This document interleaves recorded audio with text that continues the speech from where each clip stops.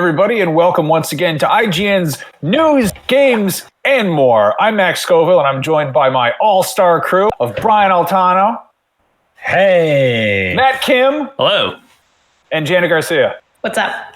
It's not a whole lot. I'm never more enthusiastic than I am at 4 o'clock on a Tuesday. It's just like pure adrenaline. It's just the most thrilling time of the week. That being said, we have a bunch of huge news to talk about. Like there always is some news, and we'll be chatting about that quite a bit. Here's some kind of not so great news. IGN talked to a bunch of different analysts about video game industry stuff about the possibility of next-gen consoles being delayed, the PS5 and Xbox Series X. And the good news is that these analysts didn't think that the possibility of delay is out there. However, there is a chance that we will be seeing some shortages just due to factories being closed and scarcity of parts, which, wow, it just makes me nostalgic for the old Wii era, right? I was going to say, as like a longtime Nintendo fan, this feels like business as usual for me. Because I'm very much used to the struggle of getting a new system at launch. Aside from the Wii U, which was probably my easiest launch day ever, I walked into a GameStop. There was only one other person, and I walked out with a Wii U. End of story.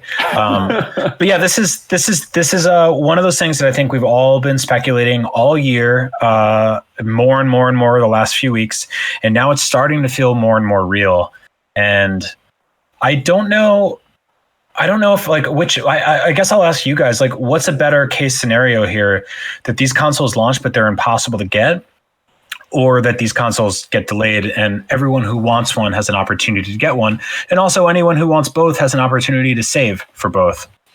I would say launch with a delay, personally. Launch with shortage, because I feel like that happens sometimes even in ideal circumstances. So I feel like there could always be some scarcity. It's kind of random. So I feel like it's really hard to guarantee that at launch it will be easy to like walk into a Target and just pick up a console without having done any pre-ordering or planning ahead of time. It is unfortunate that, maybe it'll be hard for some people to get them or get both, like you said, but I think it's better to at least have them out there, because my worry is that if we were delayed it, we'd still get both anyway. Like, who's to say that the delay would actually help them be in supply, especially when it's a new product. We're not sure how much they're going to order because they don't know how much they're going to sell, and there's a lot of stuff up in the air. So I think just getting them out there, the sooner the better, especially too with like retail and kind of that whole thing being in an awkward spot right now with like a lot of issues with GameStop and all that. Like, not that they should put it out just to help those stores, but I think we're going to be dealing with this kind of stuff for longer than we can even anticipate. So the most we can keep things moving, the better. Counterpoint. Here's why you're wrong. No, I'm joking. That's I totally agree. I expect nothing less. I think that's totally fine. I think, but also like, just because the PS5 and the Series X aren't delayed doesn't mean other things that are like integral to the ecosystem won't be, So let's say those consoles come out in the holiday season as they're supposed to, but a bunch of games get delayed into next year.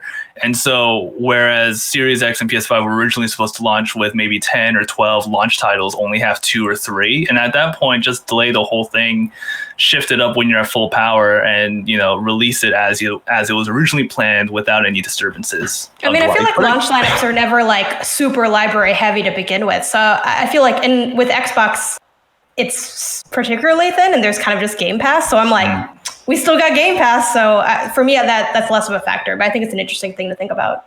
Again, as a Nintendo fan, I know what it's like to buy a console that only has 2 or 3 games. Luigi's Mansion. Yeah, exactly. I mean, the GameCube comes to mind, but also the thing is, if you look at something like the N64, it literally had 2 launch games, and one of them was one of the most important video games ever made, and the other was Pilot Wings. And so there's that. That's an option. But I think you guys are both right. Like, I don't necessarily want to run out and spend $600 or $500 on a PS5, and there's no games for it, or less games than you would even normally see at a regular console launch. So everything has to kind of go along with whatever the cadence that is decided here. The other thing that's interesting is that we're sort of like intrinsically connecting these 2 new consoles together in our minds. But there's different variables going into both of them. So I don't necessarily think that these guys are going to come together and be like, do you guys want to both launch or you want to both delay? Like if one of them sees an opportunity to get leverage and be the first at 10 million, I don't think they're going to kumbaya this thing. I think they're going to take it. Who do you think would beat the other out the gate? If hypothetically, if we could see into the future and choose one. Well, we've seen a picture of one of them, and then we've seen a logo of another one. So, like, I'll take the picture.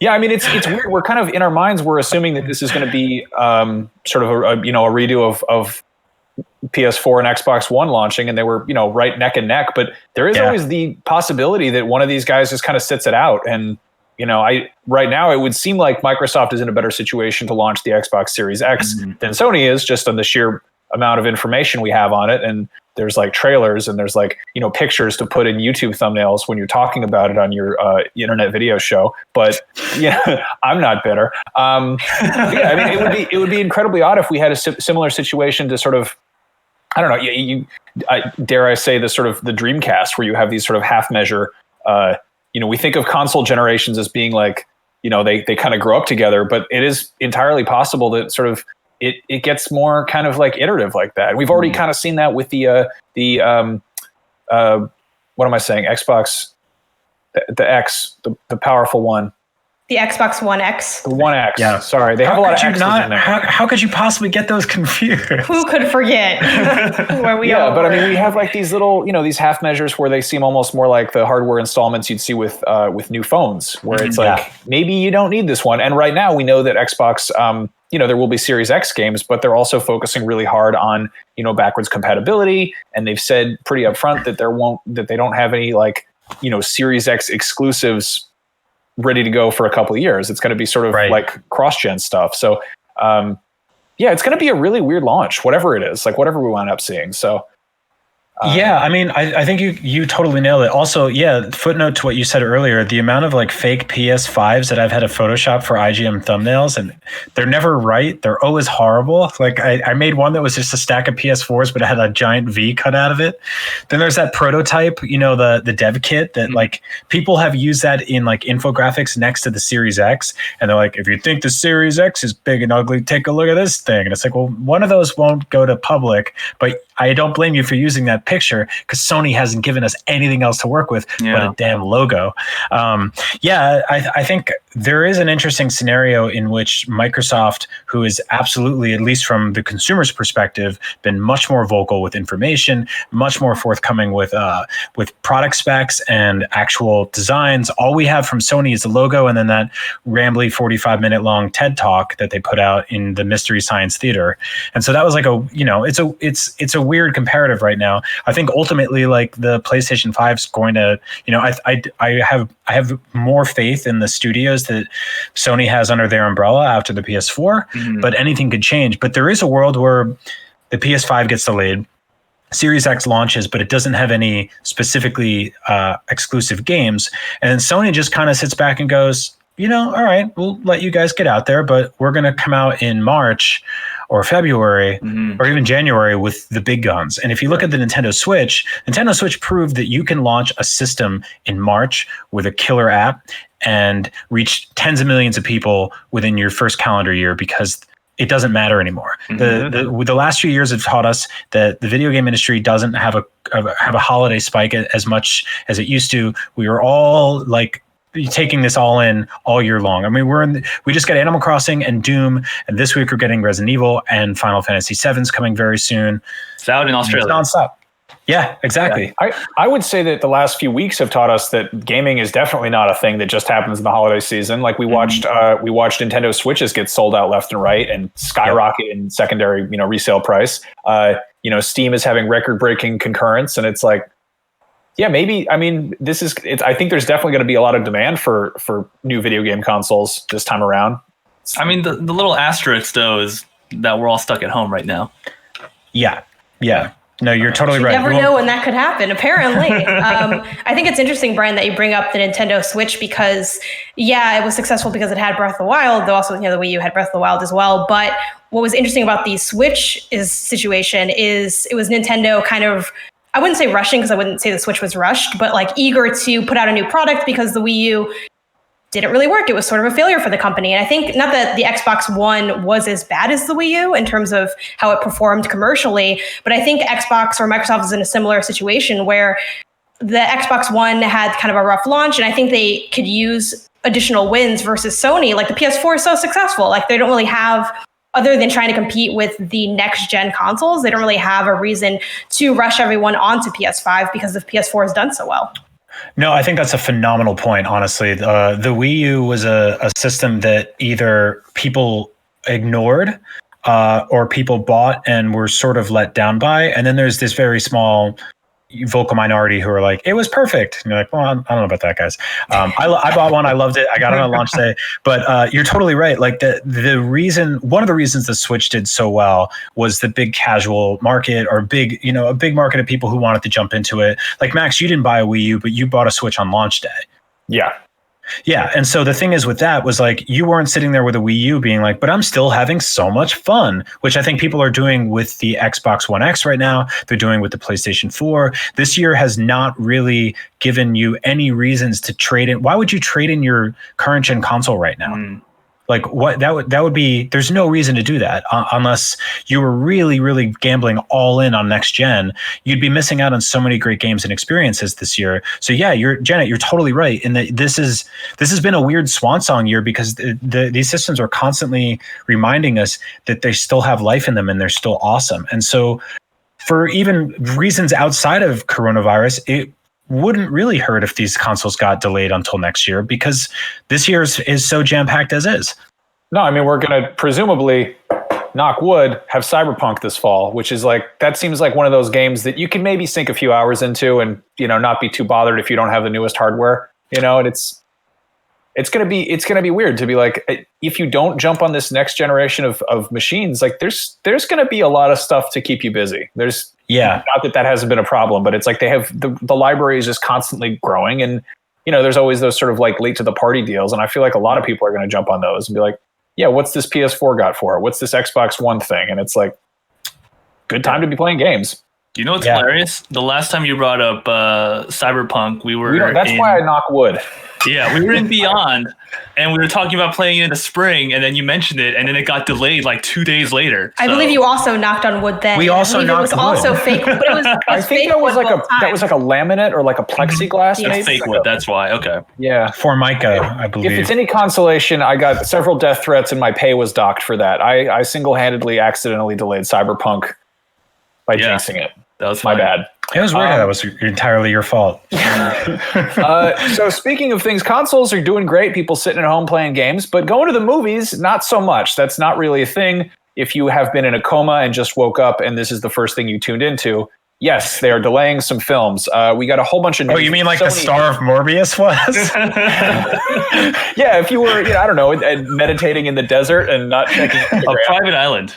Yeah, I would love it if Jared Leto found out that Morbius was delayed, not having been a part of it. But no, so to not bury the lead here, but Sony basically announced their sort of adjusted lineup of upcoming films. A bunch of their bigger projects basically got pushed full on into next year. Venom 2, if you're excited about watching old Eddie Brock and Cletus Cassidy duking it out with their big tentacles, well, that's still happening. That's happening in October. And Monster Hunter, which is in September, are both still on schedule, on time. Unclear if there's going to be any kind of digital launch along with that. However, Ghostbusters Afterlife has been pushed from this July. It was supposed to come out on July 10th all the way until March of next year, which is kind of huge. And Morbius got pushed from March of next year all the way into July of next year, and then Uncharted, which was supposed to be shooting this summer, and I'm compelled that I will never see this movie. I don't think they're ever going to make it because of everything that's gotten in the way of them filming that.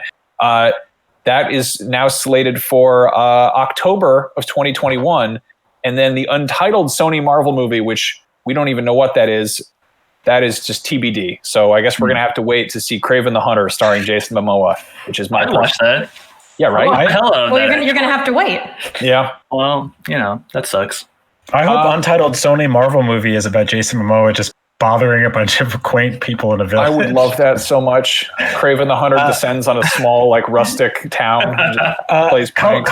Couple notes here. We saw leaked set photos of Woody Harrelson going full on Tiger King as Cletus Cassidy, filming here in San Francisco, which is now, as you all know, co-hosting the show, has been in shelter in place for 3 weeks now. So I don't really know where that movie was in production. Maybe potentially it wrapped and they're going to spend the next year photoshopping tentacles and goop. I mean, if you remember the timeline with the first Venom, we saw that trailer where you saw like one glimpse of Venom, and then it was kind of all radio silent. And then that came out also. That was also, I think, an October or fall release. So I think they're having a sort of similar schedule. And, you know, they have all these shots of like Tom Hardy doing stuff, but they don't have the CG ready. So right. I think probably. Yeah, I remember that. Wasn't there no Venom in the first Venom trailer? There was like a teaser. And I don't think there was any Venom at all. There was a single shot, I think, of his mouth open or something. And a little voice, and a little preview of that Tom Hardy accent. Yes. Oh, what was it? No, it was the poster.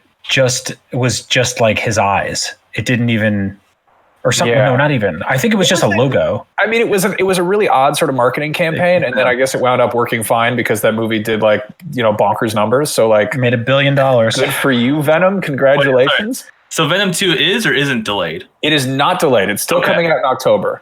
Venom and Monster Hunter are on schedule. They're on track. So if you have been just pumped to find out how Paul W.S. Anderson and Mia Jovovich are going to be tackling another Capcom property, guys, in theaters this September. What if because of the lack of movies this year, Venom and Monster Hunter are the only ones up for Academy Awards come 2021?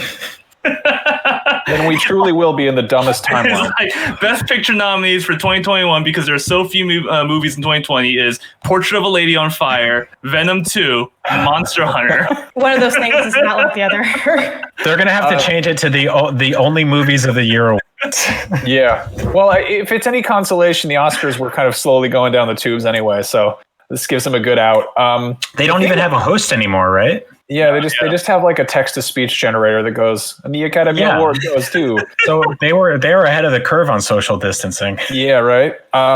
So the thing that really strikes me as odd about this is I pay a lot of attention. Brian, you're kind of the same way. We both are very big into toys and action figures and stuff. And there was a huge showing of Ghostbusters toys at the annual toy fair a couple weeks ago. And Sony was clearly gunning pretty hard on like Ghostbusters Afterlife being the sort of shot in the arm that franchise was supposed to be. I think they were very much trying to do sort of like a Force Awakens type of thing. Yeah. And it's like, you know, there are all these toys of like the classic stuff, but also the new stuff. And like they were going hard. And like, I mean, toy production is like a different animal from like a movie being released in theaters or like a AAA video game that has lots of tweaking and like beta testing that needs to happen. Chances are we're probably going to see Ghostbusters toys for sale this summer. I mean, if we go to the store for our essentials and our hand sanitizer, like, I don't know. Like, I don't know if they're going to delay a bunch of like truckloads full of like, you know, Peter Venkman action figures, but yeah, you're so right. I mean, I guess I imagine all that merchandise went into production already. So is it just going to sit in crates? Yeah, that's also it gives. Are they gonna like fiddle with this movie for 9 months and like maybe change some stuff? Like there's a couple movies on this list that you named, and the Ghostbusters and Morbius are the ones that we've actually seen the most of.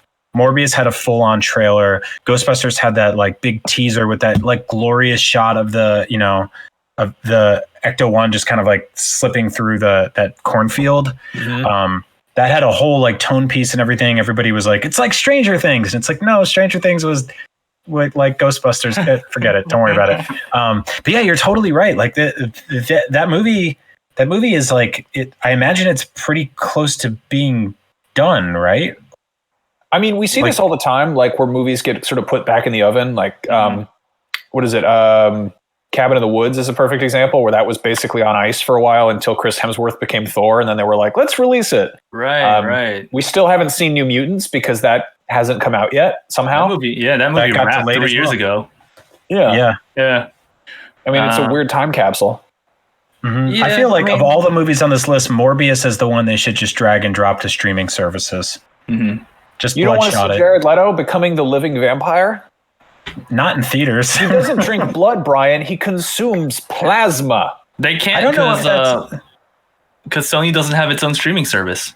Wait, they have Crackle. Never mind. Oh, wow. Morbius, exclusive to Crackle. Well then, that's if you had told me in the 90s and I didn't even know what a Crackle was, like, where do you think a Morbius movie should go? I would be like, probably like an exclusive streaming service named Crackle that's owned by Sony.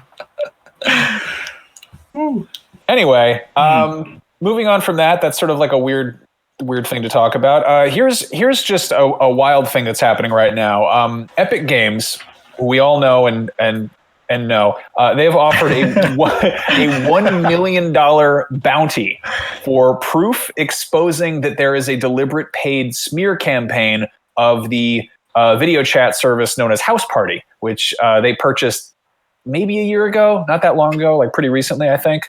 But it's basically, if you're unfamiliar, House Party is kind of like it's like a Zoom or a Hangouts or a Discord or whatever we're currently on. This, people talk to each other. But there's been this rumor going around that it got hacked, or it's been like, and people have been posting screenshots of it. And Epic is like, it wasn't. We can't find any proof of that. Like, we literally don't have this problem. Like, and usually companies come out when stuff gets hacked and they're like, hey, sorry, this is our bad. We screwed up. But in this case, they're like, it's fine. Why are people posting this? This is just like digital slander. So I'm reading a lot of rumors online that Max Scoville has diarrhea all day. Oh yeah, that's not true. I have it in the late morning and then a little bit in the afternoon. If you want to pay me $1 million, I can dig up some research to prove you're right. But until then, I think I'm going to tell everyone. I will pay you $1 million not to do that. So about that House Party thing, it's that the slander was that people claim that House Party can have access to your like bank apps and lock you out of other apps. It was very two different lanes kind of approach, right? It was like, not only can House Party like do this thing, but it can also do this completely separate thing for no other reason. So people are like, it locks me out of Netflix, but also looks at my money. House Party. Hey man, I like money and I like Netflix. How am they got to stay out of there. This is my first time hearing about House Party. So this is having this sort of like Streisand effect where I'm kind of like, you're teaching me about this thing because you're telling everyone that you're not the thing that you say you are, but also this is my first time learning about this. I mean, there's definitely some good SEO here where if you put like the words like $1 million reward Epic Games Fortnite, like you're like, what's going on over here? And then suddenly we're all talking about House Party. So is this like, I mean, there's definitely people talking about whether or not it got hacked, but it's also like, is it raising awareness for it? Is this good PR or bad PR? Have you guys used House Party?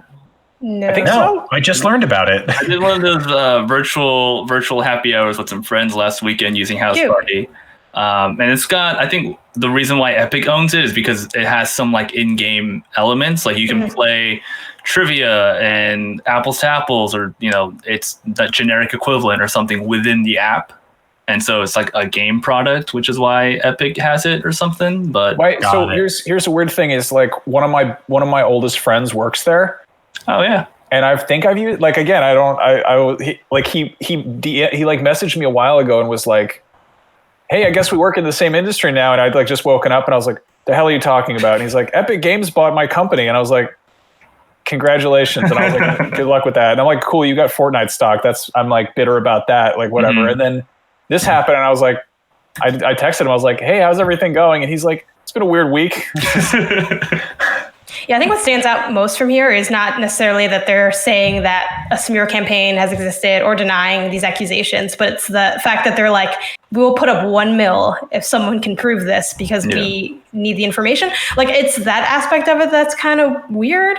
I mean, that's the bounty system that a lot of game companies and tech companies have, which is if you find an exploit or you find something that they're looking for that their internal team can't find, and they'll pay you for it. 1 million is like excessive, but I think it's like a good cop, bad cop kind of scenario where they're maybe hoping that one of the perpetrators comes and turns in their accomplices. Because if I was just running a shitty scam, that's one. If I was just running a bad scam or something and I had the opportunity to turn in my buddies for $1 million, Anyways, You know what? I don't think I want to do any more bad scams with you after hearing about that. Yeah, I have to email Epic Games real quick about a scam that we may or may not all be running together.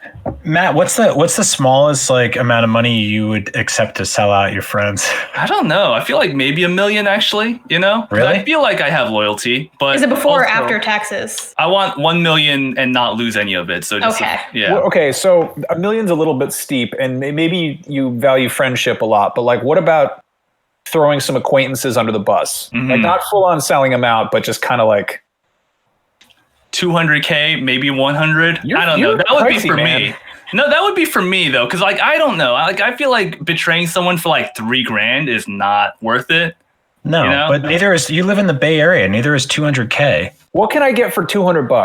$200? Just like slander? Like, yeah, I can tweet something mean about Brian. All right, I'll do that. Max will do that for free. I'll do that for free. I'll Venmo you. So anyway, I just said Max had diarrhea for free. I didn't even get paid for that. Technically, it was during work, so you did technically get paid for it. And that's why you're gonna fail at the economy while I thrive. So.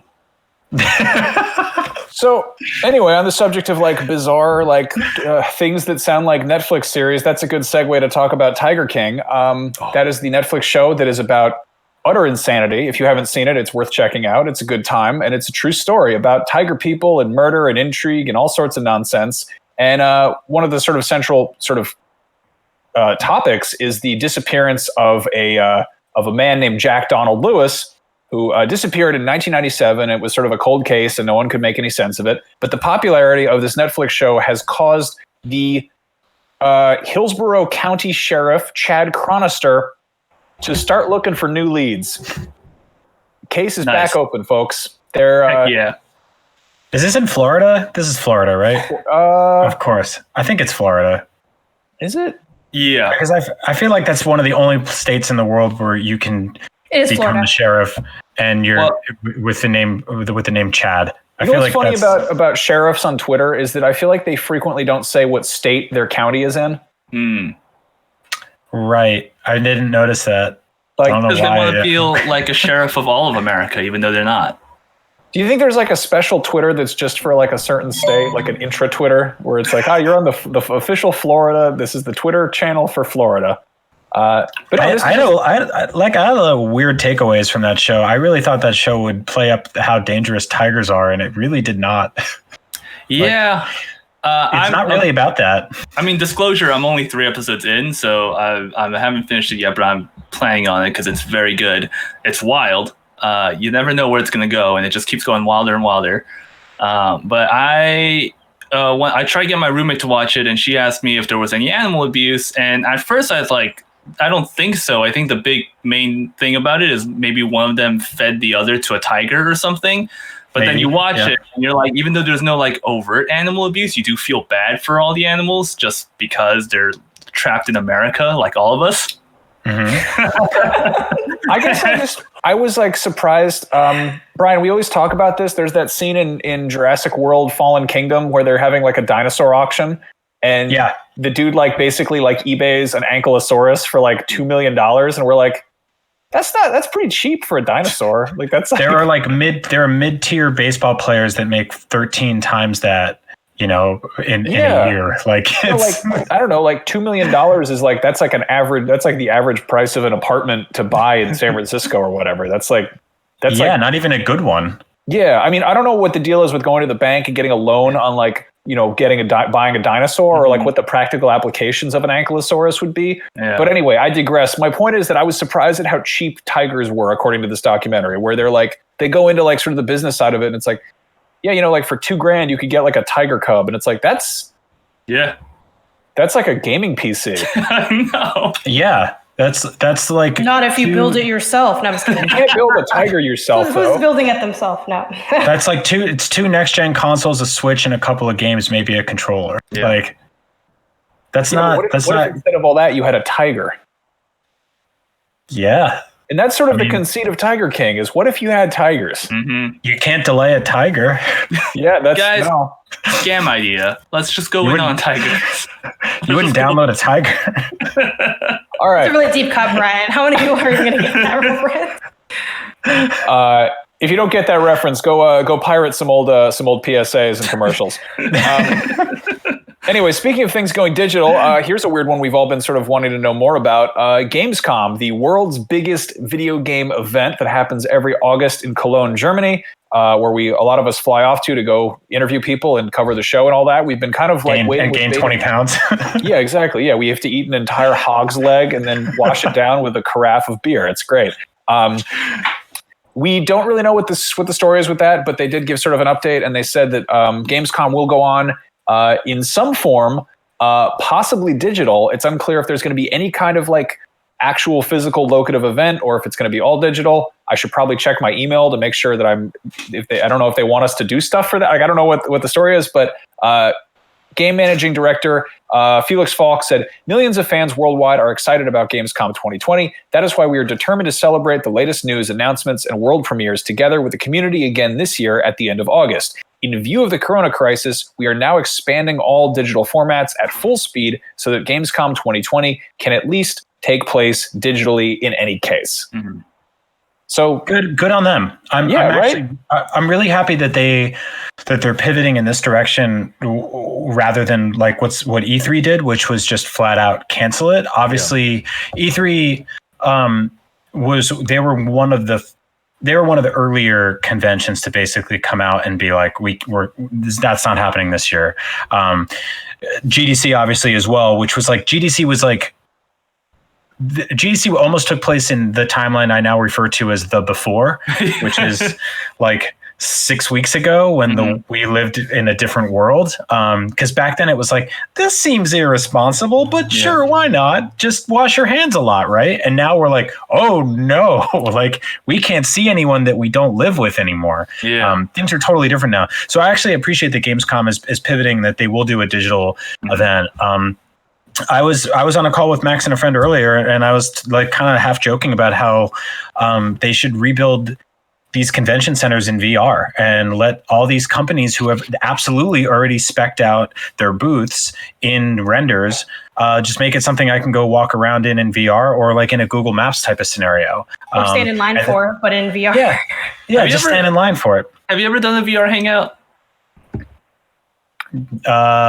In what form? I played multiplayer games in VR. Like Facebook has virtual hangouts where you can hop on an Oculus Quest and like hang out with your VR buddies in VR world. Physical space though? Like, yeah, it's lame. It's very lame. If Gamescom was in VR, I wouldn't go because of how lame it would be. I mean, you wouldn't go. I wouldn't go virtually. I love how aggressively you just shot down that idea. Oh, that was so funny. It's not cool. You're like, I'm going to level with you. It would be god awful. You don't Here's the thing. Feel good doing it. You know, it doesn't. It serves as it basically is like a worse Second Life, but. Okay, Matt, we already know how you feel about your friends. You said you would sell them out for $200 or whatever. So obviously you're not going to be excited. I don't know what friendship is for you, Matt. I don't know if it's really Look, what I want is I don't want a virtual Gamescom that has thousands of people in it, because that would be terrifying. I don't want a bunch of Second Life looking ass dudes walking around. I want like the convention, like make a fake convention center. I can walk down the halls and I look to the left and there's the Sony booth, and then over here is the Microsoft booth and the Nintendo booth. And again, as a huge Nintendo fan, this is like a big anniversary year for Super Mario, and a couple leaks are coming out. And so Nintendo and their booth has been my number one reason to go to E3 since I was born. Right. And so this year would have been this gigantic Nintendo booth, and the universe has, removed that option from us.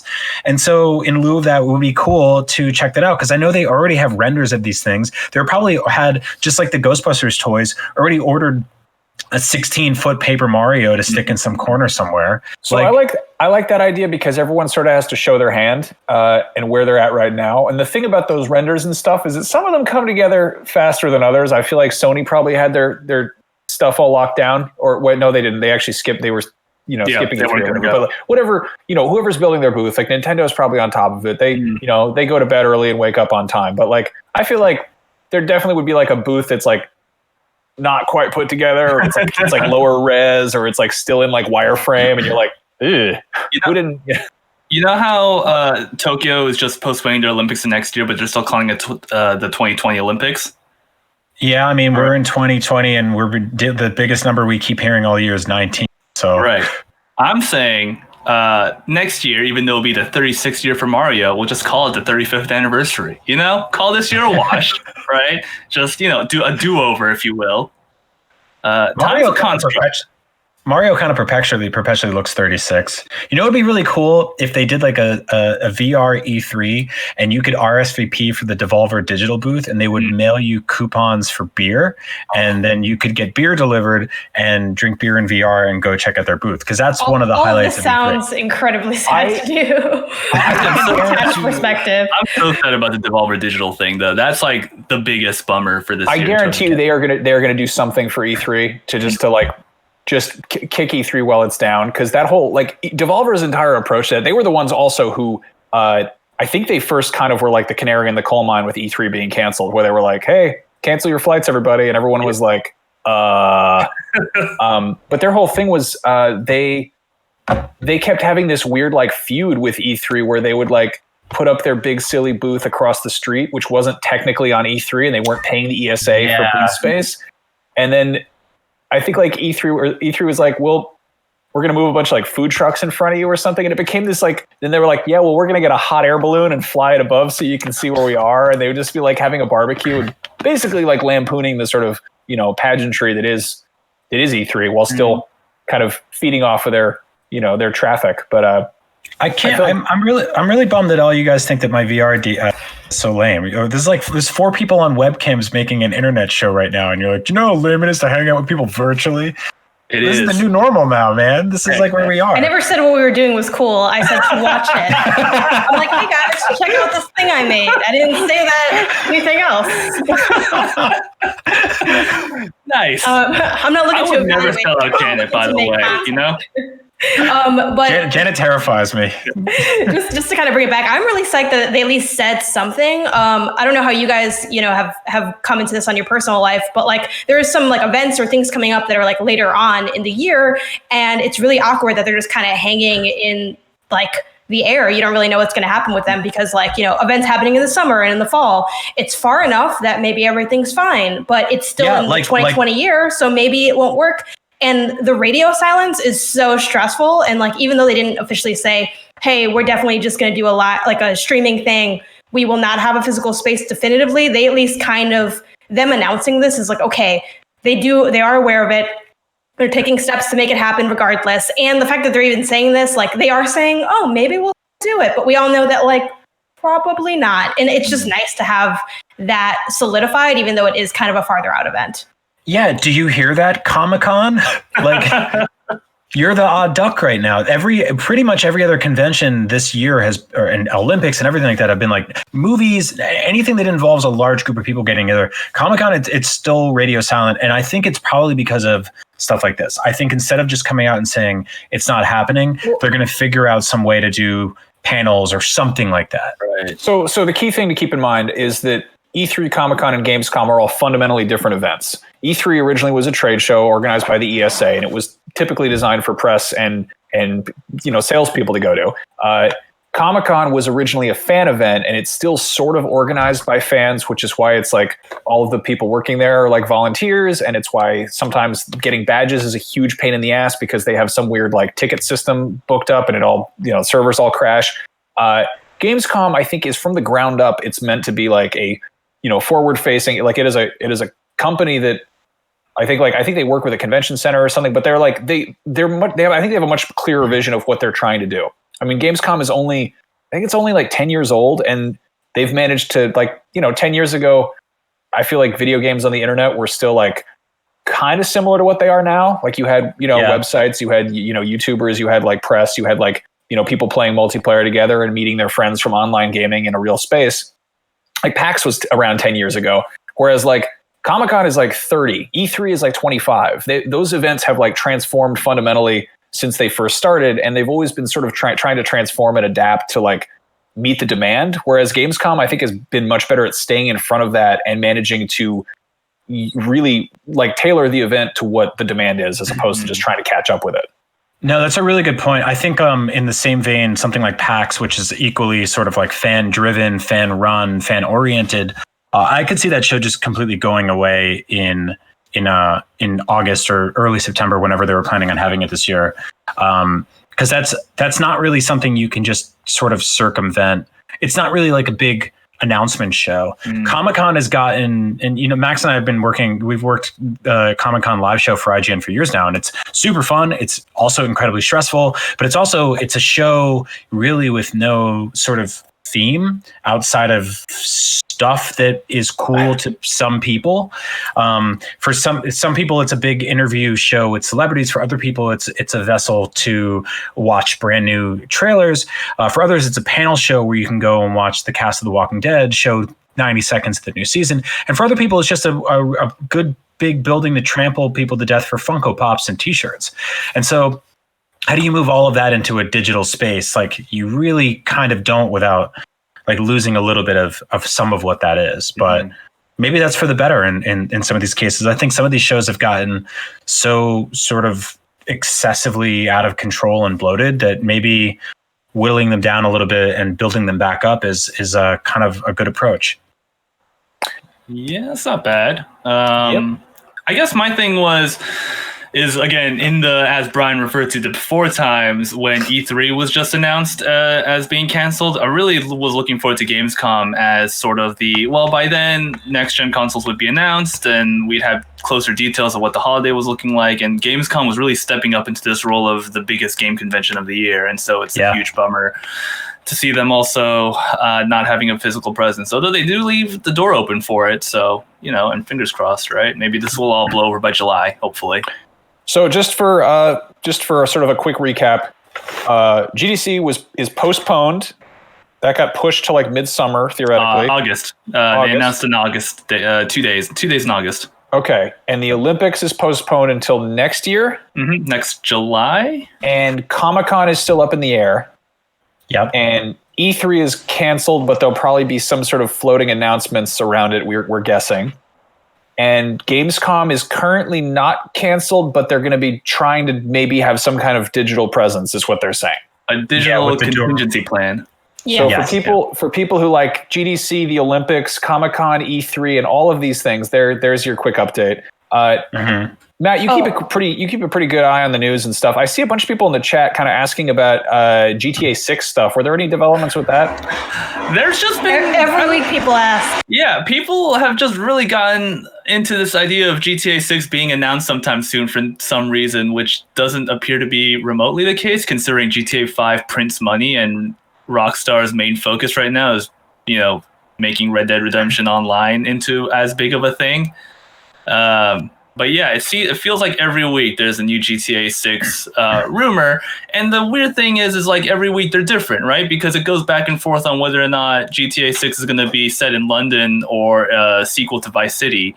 And people and the supposed 4chan just can't make up its mind which fake rumor it wants to put forward every week. Yeah. No, you totally nailed it. I've always said that if you want GTA 6, you have to stop giving money to GTA 5. Yeah. It's the only way to do it.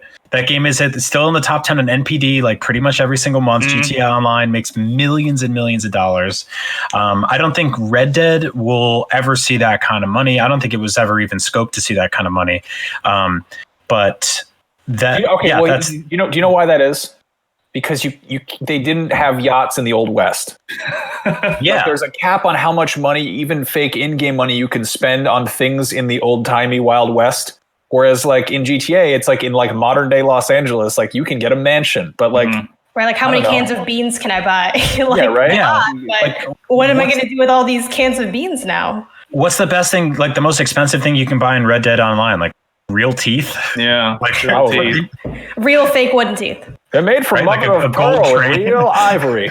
Diamond horse. Someone in chat a while ago named Sticks of Truth on the YouTube chat said Mario's 45. Mario's actually not 45 or 35. He is 25 or 26. No, according to what Miyamoto said in 2005. And his body is that old, even though he's existed since a long time ago. Someone else in the chat, I don't have their name in front of me, but they said that Mario is like Brian in that you're not really sure how old they are, but they look 35. Hey, pretty good. I'll take that compliment. I feel like that's like saying Danny DeVito's 25. Yeah. I had no idea that I was like around the same age as Mario. That's pretty crazy. Upsetting. That makes me worry. He also for his Max health. and I've dug into this. He's he's like 3'8" in real life. Or real life, whatever it is. Yeah. Well, yeah, because of the Odyssey, the people. Is that what you based this? Right, on? he's right behind you. Oh God. Yeah, no, it was that they have I think released official stats at some point, but also people have compared him to when he's been next to human characters, which has been rare, such as in New Donk City, which I wouldn't call those guys human because like they're playing trumpets on the edge of a roof, right, on a skyscraper, but also when he played against the NBA in a basketball game. Right. We live in a very stupid timeline. Yeah. Okay. He's definitely so anyway, not 25. Going back to the GTA 6 thing, people are saying it was trademarked. That's didn't we have a thing about how Sony had trademarked like the PlayStation's like 6 through 10? Yeah. I mean, look, here's the thing. There's gonna be a GTA 6, right? There can't not be. GTA 6 confirmed. Right. There will be. And so Rockstar has probably trademarked GTA 6 through 10, out of security. And so none of us can just walk in and be like, I'm gonna trademark GTA 6 just because, Yeah, I'd be into that. I think that would be pretty cool if you could just like swoop on one of those, and then I feel like Rockstar would also probably just have you killed. They would not have any patience for that. You could be like, I'll sell you GTA 6 trademark for $3 million, and they'll just hire someone to murder me for less.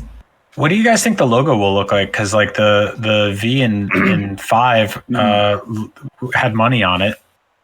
I like the running theme is for the Vice thing is going to be like GTA 6 with Roman numeral VI, and then it's going to fade in with like a CE, and it's going to be like ooh, Grand Theft Auto Vice. I like that. I like also, the trend Activision did, where instead of doing proper Roman numerals, he just did 4 strikes for 4, like right? the Black Flag logo. Yeah, and then I'm just gonna 6 strikes instead of the V and the 1. If they do Black Ops 6, I will forgive them for that fake Roman numeral 4 if they just have a line going through it. Like if you're in prison counting the days and you're doing that.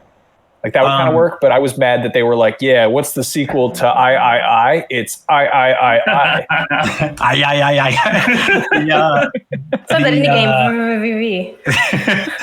The PlayStation 5 logo reveal on Instagram was the most popular post ever from a video game company, and I think the number 6 from Rockstar would top that. I think it would get more likes. Yeah, just a 6. Yeah. Also, whenever they decide to reveal that, I feel like they're going to do that thing that they did with Red Dead, where they were like, they put out like a little thing on their social media, and they're like, hey, tune in 1 week, we're announcing something, and everyone loses their mind for a collective week, and they tune in, and we do pre-shows and all that. So like, the odds of that getting all leaked ahead of time is like they keep that pretty buttoned up. Do you remember the Red Dead thing where we just saw it was like a sunset with like 5 silhouettes in front of it? Mm-hmm. Everybody was like zooming in, doing like IGN did like 16 videos being like, could this be? Just zooming in on people. We're like, is that Danny DeVito? Like, I remember I was covering an investor call for Activision Blizzard last year, I think during third quarter, and the CEO Bobby Kotick said a quote about like, we're still committed to the annual release cycle of Call of Duty for the next like 4 years. And so I wrote a news story about it. I'm like, Call of Duty is still going to be an annual cycle for the next 4 years. And then as a joke for my little strapline, I wrote, Activision just confirmed Call of Duty Modern Warfare 4 through 8, right? And I got one comment that was like, hey, where'd you hear about Modern Warfare 8? I don't see anything on the internet about Call of Duty Modern Warfare 8 being announced. And I'm just like... Yeah. Internet's hard though, man. It's hard to do it. There's a lot of stuff out there. Yeah, it's I mean, you can just go on the internet and make stuff up, and everything gets worse because of it. But yeah, seems to be the case. Yeah. So let's see. Here's some other little bits. Speaking of Modern Warfare, Modern Warfare 2 Remastered is out now for PS4, but PC and Xbox people have to wait 30 days, which is annoying. Yep. This is actually really annoying now because 30 days now is 50 years. It's true. Yeah, everyone's really mad. I saw a couple people like, I don't really have a stake in this because I'm just not a Call of Duty fan, so I can't pretend like I'm upset because I have both systems and I'm not going to play it on either. So like that's just where I'm at as like a player. But I saw a lot of people posting and being kind of upset with this, especially now with coronavirus and everyone kind of being stuck at home, because we've seen so many other game companies and publishers say, hey, how can we do something for the cause or for players to kind of make games more accessible, to make like entertainment, like, we see a bunch of, even us, like the way we're angling our coverage is very much, how can we get people to check out stuff that we think will add value to their lives? So it's very like in a community-based thing right now. So I think a lot of people, even though we see this kind of thing happen all the time, I think now specifically people are more mad because like now it seems like hyper jerky to do this versus before it was kind of like just an accepted thing. Like I was kind of surprised to see so many people upset about it, but it makes sense because like, hey, that's not what we're on right now. So it feels kind of tone deaf in that way. Total side note, but I really like the idea of hyper jerky as like a product. Like I like it. I'm gonna start using it actually. Do you mind? It's like energetic. What do you think what kind of animal would that be made out of? I think it would be like I think it would be Zipperty, the scary bunny from Animal Crossing. Lord. Hyper jerky would be definitely an animal that is either going extinct or is extinct, but only rich people own like 2 of them. I'm thinking maybe that ostrich from Donkey Kong Country, Espresso. Oh, that's actually great because he's fast. Because he's wearing running shoes and he's named after a coffee. Yes. That's perfect. I was thinking like a caffeinated Roadrunner. You had that on your mind so quickly that I just I can't even process that. That's awesome. That's great work, Max. We did good stuff here today. I think that's really some hard-hitting content. Really want some people think that Matt, I honestly didn't even read the news today. I was busy doing other stuff, just organizing things. But I'm getting all my news from the chat here. Lethal Migraine is speculating on the rumors that Microsoft is buying Konami. Is there any truth to that? I can confirm that I'm by Konami, so no. Okay, well, how much is Konami? Because Lethal Migraine says that for anyone to buy Konami, it would take 8 to 10 billion cash, and Sony doesn't have it, and I doubt Microsoft would spend. How many friends did you sell out to buy Konami? What's the math on that? It was like 2 million per friend or something, so I guess 5. How many friends does Konami have? Konami's actually pretty cheap, because if you look at the last few years, they didn't even have to.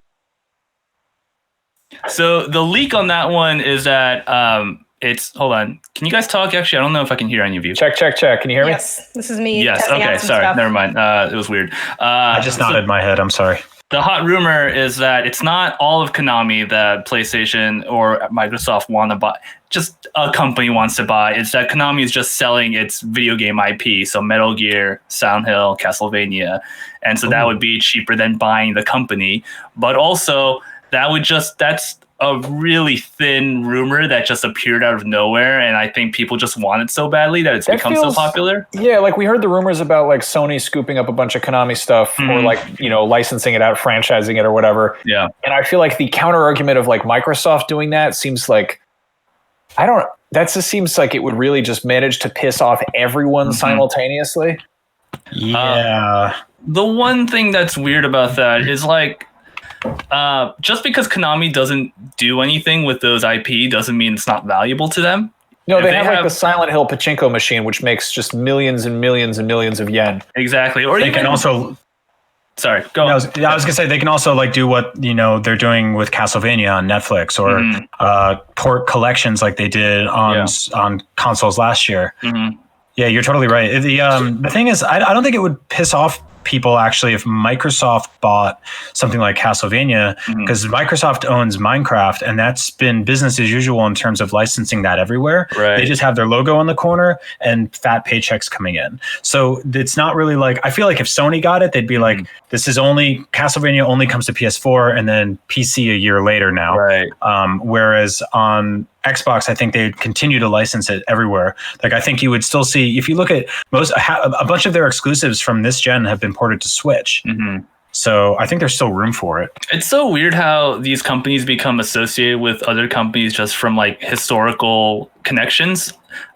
Because a year ago, there was a rumor that Microsoft could buy Platinum, and people were into that idea because they previously were trying to collaborate on Scalebound. And so it was like a natural relationship. But for some reason, if the rumor that Microsoft's going to buy Konami, a company that's historically worked with Sony, suddenly people are mad, and it's weird that these long lost relationships sort of form tendrils into the future, and that's how things happen. The weird thing about Konami that no one, I feel like, properly addresses is, yes, they make slot machines, they make tons of like the stuff you see in Vegas, which obviously prints money. They make pachinko machines in Japan, but in addition to that, they also make like they have a line of fitness clubs. They make like treadmills and stuff. Yep. They make bottled water. So to the point that like they are a massive conglomerate of the kind I feel like you don't even really see stateside. Like we have like. I was going to say, Max, you just named a lot of things that were really sound business ideas back in the before. Like I don't know if you guys have seen videos of the Vegas Strip right now, but or how every gym in every major city and town is now closed, and people are trying to buy Ring Fit for $600. Like, yeah. I mean, not to add like, sort of any fuel to this rumor fire here, but I do think that there's, I think companies that spent so many years doing stuff like that are now going to have to look and be like, oh crap, like maybe we do have to make a new Castlevania game, because it's going to be harder and harder to get groups of people together in fitness clubs and casinos and gyms and stuff like that. So maybe Konami will have to come crawling back to hardcore games and not make Metal Gear Pachinkos anymore. Right. But there are easier ways to do it. They can just license out Metal Gear to a cool company and make a bunch of money from that. That's true. They can make a pachinko iPhone game. Exactly. What's weird is that these Japanese companies video game companies do have outside businesses out of their core video game model. Did you know Sega owns a bunch of resorts in Japan, like beachside resorts? It's so weird. And it's just, and Square Enix has a book publishing label. There's all these different revenues going into them that aren't just dependent on Final Fantasies and Castlevanias and Sonic. Notoriously Microsoft, right? Like, I mean, if their new Halo game underperforms, how hurt are they going to be compared to getting Internet Explorer on every computer and the plethora of other companies they own? I mean, don't they own Discord? No one owns Discord yet. Did they own Discord for a minute? They own Skype. They own Skype. Okay, they bought and purchased Skype. And they own That's Mixer. what I meant. Yes. Yeah. So I mean, and then you have Sony, obviously, is essentially an electronics company that also makes video games. And their main business is microchip processors that they sell to cameras and phones. Microprocessors.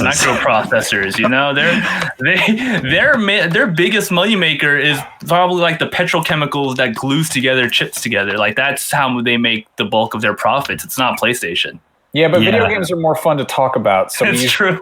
You don't care about chemical compound glues? Also, I know we're almost out of time, but can we definitely get to the Pong quest?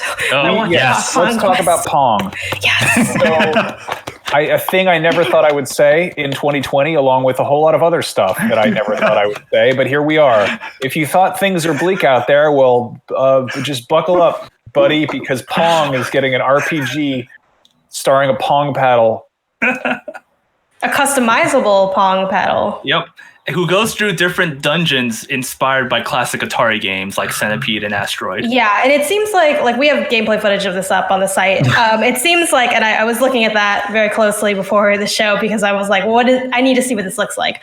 And it's interesting because the core gameplay is still Pong. It's just that like sometimes the like other side of the board, for lack of a better term, would be something more than just a paddle. So like they had like the centipede looping around that you have to and then it kind of becomes more breakout than Pong. Not to, I guess Pong is like kind of the classic OG one of the two, but I kind of am into this in a weird way. I don't know how good of a game it's actually going to be, but I like weird stuff like this. Like this actually reminded me a lot of, there's this game, I found it originally on itch.io, as lots of indie games are, by this user named King Penguin, and it's called Pac-A-Pong, and it's Pac-Man meets Pong meets Space Invaders meets Donkey Kong, and it's like so freaking good. And I feel like this has potential to kind of do something similar.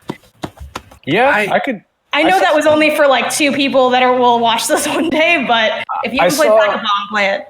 I saw a Reddit comment comparing this. It was sort of like, this looks like What the Golf, but with Pong, which is like, I feel like a really good comparison where you take like a sort of, rudimentary, mechanic for playing a classic game that everyone kind of understands. And then you just completely throw it out the window and get stupid with it, which I'm into. I dig that. I mean, if you look at something like Yoku's Island, that was like a pinball Metroidvania, like that's a thing that sounds crazy on paper but works somehow. And so I think there's room for that. I'm always fascinated in this is Atari, right? Like Yep. Like they're such a weird company in terms of how they resurrect their classic IPs. And sometimes it makes sense, and other times it's just like, what? Like I remember playing Space Invaders Infinity Gene a couple years ago, and I was like, this kicks ass. Like you guys completely modernized this. You turn it into this like hyper minimalist, like borderline EDM trip video game about Space Invaders.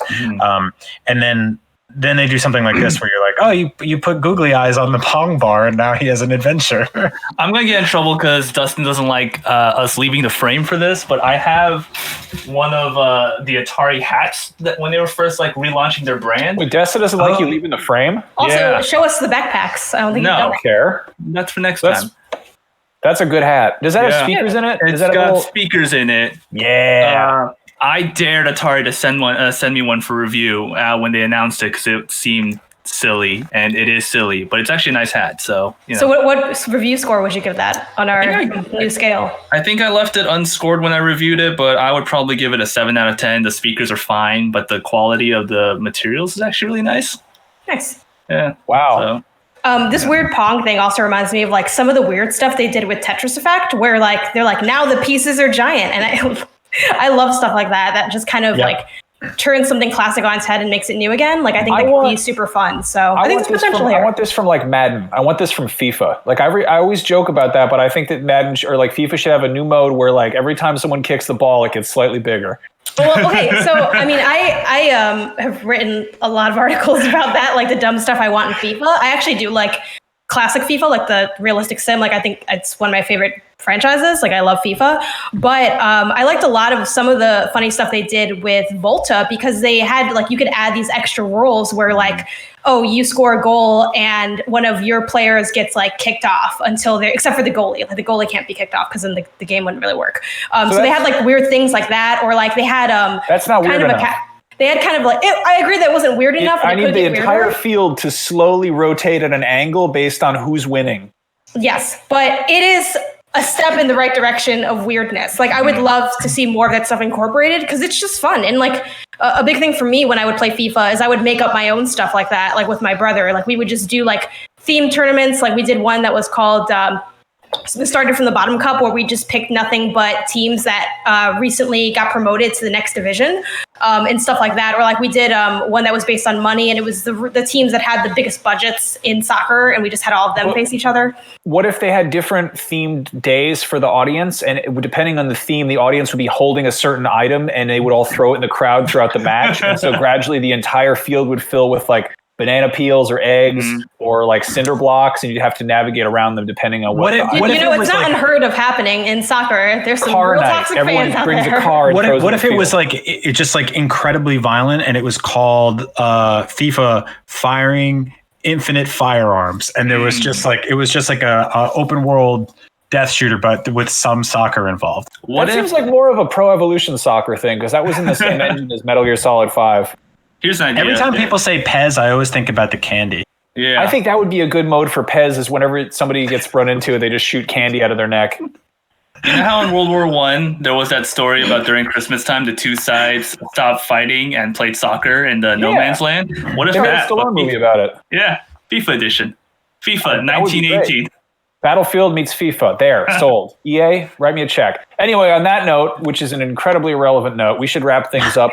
But thank you all for joining me and hanging out. Thanks for everybody in the chat who was hanging out, speculating about Grand Theft Auto 5 and how much money you would pay for Konami. I'd buy Konami for $345, and I don't know if they would accept that offer, but worth a shot anyway.